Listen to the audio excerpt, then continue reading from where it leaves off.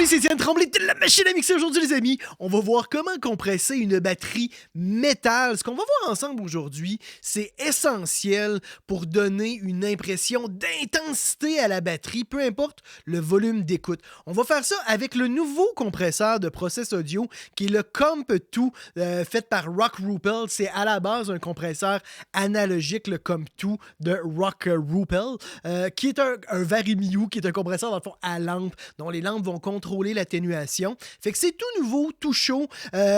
Process Audio m'a aussi donné 3 licences que je vais faire tirer. Fait que si jamais ça vous intéresse, allez dans la description si jamais vous voulez participer au tirage.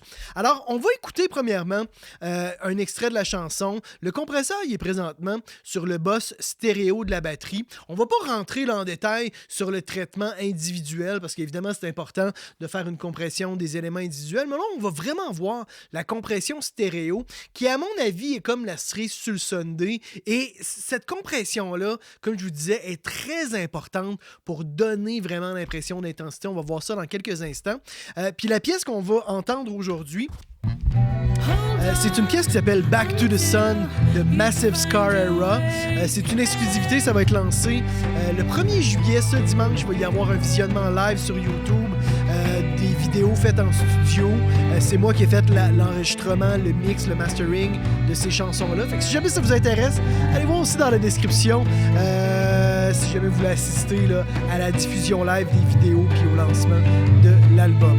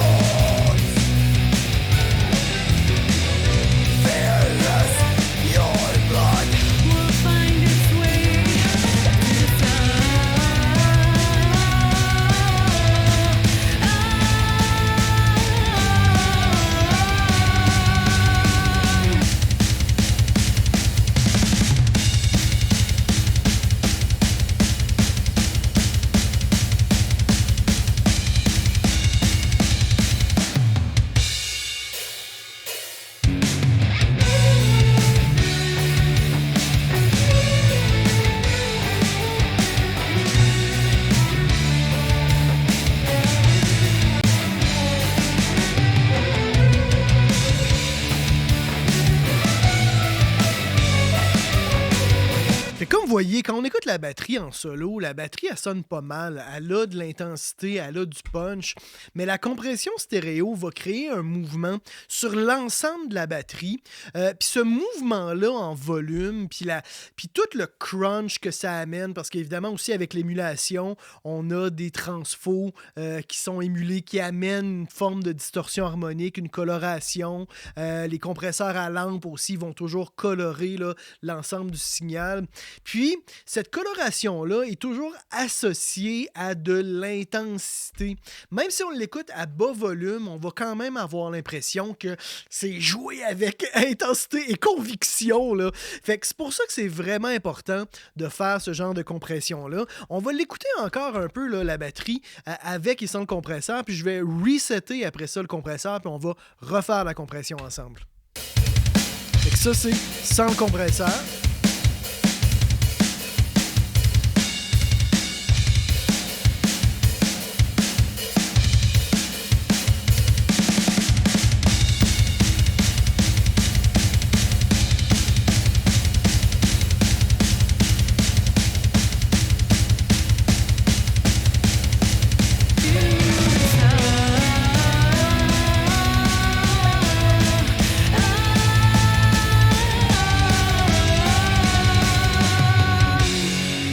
Voilà. Fait que donc, le compresseur, là, je vais aller chercher le Factory Default, est très simple quand même en général en termes d'utilisation. On a une switch pour utiliser uniquement, si vous voulez, la circuiterie, la coloration analogique. Nous autres, évidemment, on veut utiliser le compresseur. Puis on peut mettre le Transfo On ou Off, qui est justement une forme de coloration harmonique. Là. Je ne sais pas exactement tout ce que ça vient faire sur l'audio. Là. Ça me prendrait je pense que c'est Plugin Doctor là, qui nous permet vraiment d'analyser. Fait que ça, je ne l'ai pas fait. Fait que je ne pourrais pas vous dire. Là. Mais généralement, je vais laisser ça enclenché brancher parce que je veux avoir cet extra-là de coloration, de crunch sur la batterie. On a évidemment notre niveau d'entrée et le niveau de sortie. Les deux peuvent être linkés ensemble, si je ne m'abuse. Voilà, fait qu'à ce moment-là, si on ne veut pas avoir de changement dans le volume, mais on veut augmenter un petit peu le niveau d'input, parce qu'on peut aussi faire saturer ce plugin-là à l'input, si je ne m'abuse. Là, on peut à ce moment-là garder ça. On peut l'essayer d'ailleurs, voir si on peut saturer un peu la batterie. Là. Vous voyez, ça flash ici dans le rouge. Là. Nice. Ça, toujours, ça peut être super intéressant des fois de cruncher un peu. Là, dans ce cas-ci, c'est pas nécessaire. On n'a pas besoin d'avoir un extra de crunch. Maintenant, ce qu'on veut faire dans le contexte là, d'une batterie métal, c'est généralement d'avoir une attaque assez lente sur le compresseur puis un release assez rapide parce que, évidemment, le kick, l'attaque du kick, l'attaque de la caisse claire est super importante. Si la vitesse d'attaque du compresseur est trop rapide, on vient réduire cette attaque-là puis on s'éloigne, à mon avis, d'une esthétique rock, hard rock / métal. On va baisser notre threshold. J'ai mis l'attaque au plus rapide. On va commencer comme ça. Et on va abuser un peu le compresseur. En passant, on a le visualiseur ici, le visualizer, qu'on peut mettre on-off. Ça, je le trouve très cool. Ça permet juste de mieux voir un peu ce qu'on fait là, au niveau des traitements. Je vais ralentir la vitesse d'attaque.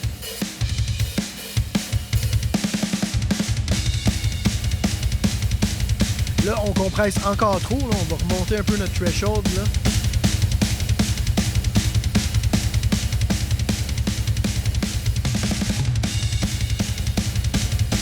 Vous voyez, ici, on retrouve là, la clarté vers 6, 7, 8. D'ailleurs, on n'a pas des données en termes de millisecondes sur le compresseur. Je ne suis pas certain pourquoi. Je sais qu'il y a certains compresseurs dont les données de millisecondes, à cause des fois de l'élément de détection, vont être affectées des fois par les autres paramètres. Puis des fois, c'est comme inutile, là, entre guillemets, là, de mettre des fois les données en millisecondes. Je serais curieux de savoir pourquoi il n'y a pas les données en millisecondes. On pourra demander peut-être à quelqu'un de Pure Mix, là, / Process Audio, de nous éclairer là-dessus. Là, le release, comme vous voyez, là, puis là, on le voit très bien justement sur le visualizer, est beaucoup trop lent. Notre compresseur n'a pas le temps de revenir à son point zéro. On veut que ce soit à beaucoup plus rapide que ça. On va revenir ici en arrière. Et voilà, là, ça commence à avoir du sens. Soit le 2, soit le plus rapide, à mon avis. Là. Ça donne une batterie très punchée, très agressive. On a aussi le sidechain. Moi, le sidechain, là, comme vous voyez, si on l'enclenche, comme là, on voit justement qu'il compresse sur les coups de kick. Ça, ici, vous voyez, ça, c'est les kicks qu'on a. Si vous voulez, le niveau de compression le plus intense, c'est vraiment sur la caisse claire. Puis, on a les kicks. Puis, si on embarque le sidechain, on voit que le compresseur ne vient presque plus compresser là, le kick, comme vous voyez. Fait que ça, tout dépendant de ce que vous voulez avoir comme effet, vous pouvez jouer avec ça pour que justement le compresseur ne vienne pas atténuer le kick. Fait que là, ça peut faire un kick qui est quand même assez gros. Moi, j'aime bien quand même que le compresseur compresse un peu le sustain du kick. Comme ça, quand on remonte un niveau de sortie, notre kick va avoir un petit peu plus d'attaque, va être un petit peu plus agressif.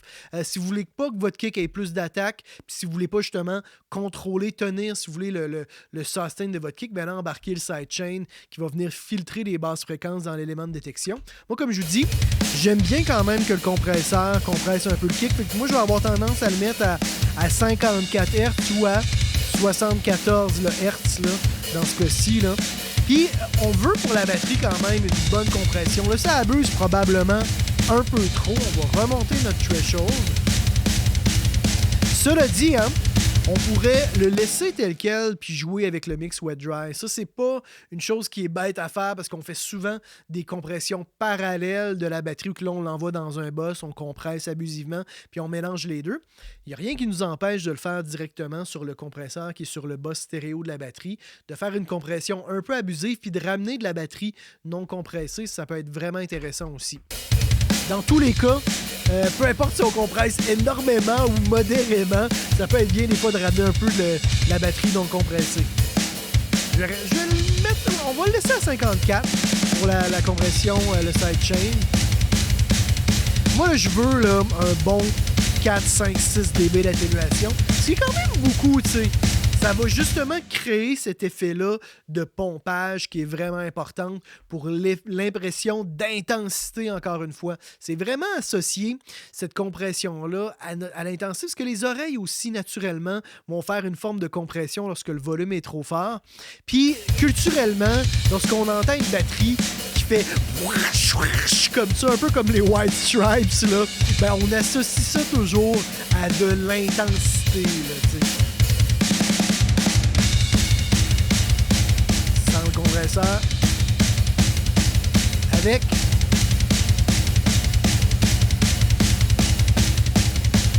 je pourrais toujours ramener, comme je vous disais un petit peu, de la batterie non compressée.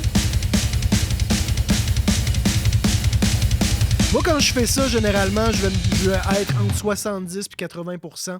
Je vous dirais quand je veux ramener un peu. 50%, ça peut le faire aussi, hein, mais je préfère généralement garder un peu plus de la batterie compressée que d'avoir plus de batterie non compressée ou un ratio égal. Je préfère d'avoir un peu plus de compression. Et voilà, on va écouter en contexte.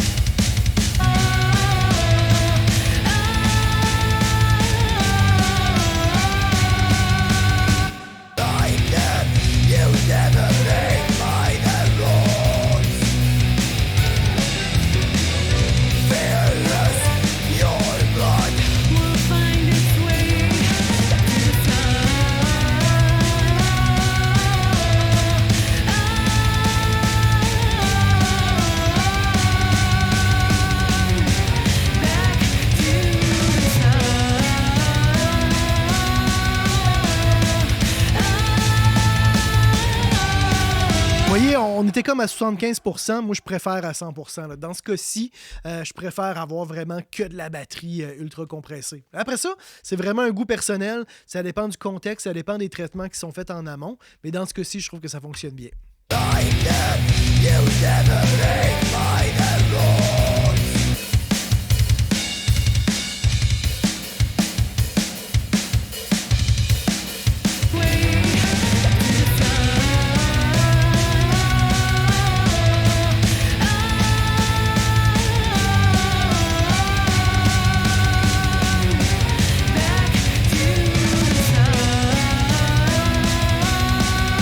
Voilà, fait que là, comme vous voyez, ce genre de traitement-là, c'est vraiment important, même si vous avez une batterie qui est ultra triguée, même si c'est une batterie virtuelle dont le volume est ultra contrôlé, on veut avoir un mouvement des cymbales, des overheads, des réverbérations, parce que moi, je réenvoie aussi toutes mes reverbs dans le buzz de la batterie. On veut que toute cette ambiance-là de la batterie module, bouge avec le kick et la caisse claire pour, encore une fois, générer ce feeling-là d'intensité. Fait que voilà, les amis, j'espère que cette capsule sur la compression de la batterie vous a été utile. Mettez-moi en commentaire ce que vous voudriez avoir comme tutoriel sur le mix de la batterie métal, parce que là, justement, avec le lancement de l'album et de tous les vidéoclips et tout ça, parce que c'est un projet expérimental, comme vous entendez, là, avec un orchestre arabe, des arrangements arabes, avec justement des chansons métal.